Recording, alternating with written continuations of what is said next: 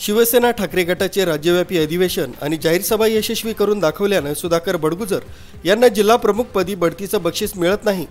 तोच त्यांच्यावर सलीम कुत्ता याच्याबरोबर कथित पार्टी प्रकरणी गुन्हा दाखल झाला आहे। यामुळे बडगुजर यांच्या राजकीय वाटचालीतील अडचणी ह्या वाढल्या।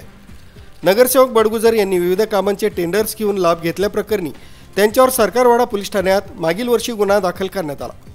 लाचलुचपत विभागाने देखील त्यांची चौकशी सुरू केली। हे प्रकरण ताजा असताना दहशतवादी सलीम कुत्ता याच्याबरोबर एका पार्टीत नृत्य करतानाचा बडगुजर यांचा कथित व्हिडिओ सोशल मीडियावर व्हायरल झाला। यानंतर राज्य शासनाने या प्रकरणाची गंभीर दखल घेतल्याने पोलीस आयुक्तालयाने बडगुजर यांची चौकशी सुरू केली। या दोन्ही प्रकरणात बडगुजर यांना न्यायालयाकडून दिलासा मिळाला असतानाच अचानक सुमारे 2-2.5 महिन्यांनी आडगाव पोलीस ठाण्यात गुन्हा दाखल झाला। हा सर्व प्रकार राजकीय हेतूने प्रेरित असल्याची जोरदार चर्चा सुरू आहे।